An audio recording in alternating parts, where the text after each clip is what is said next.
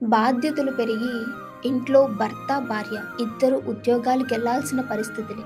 మరి పిల్లల విషయంలో సమయాన్ని కేటాయిస్తున్నామా? కొంతమంది తల్లులు వారికి సమయాన్ని ఇవ్వలేక, వారిని చూసుకునేవారు లేక, వాళ్ళ ఉద్యోగాల స్థలానికి పిల్లలను తీసుకెళ్ళే వాళ్ళు ఉంటే, ఈ వీడియో మీకోసమే పూర్తి వరకు చూడండి. అనంతపురం డిస్ట్రిక్ట్‌లో జరిగిన ఓ విషాద సంఘటన.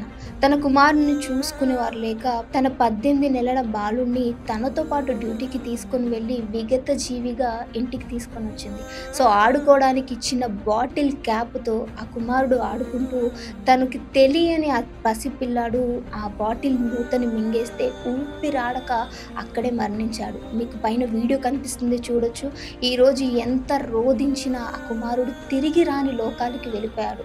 మరి మీరు మీ పిల్లల విషయంలో సమయాన్ని ఇస్తున్నారా? ఉద్యోగాలు మీ అవసరానికే, కానీ పిల్లలు మీ బాధ్యత. మరి మీ పిల్లల విషయంలో మీరు ఎలా ఉన్నారని ఒక్కసారి రీచెక్ చేసుకోండి.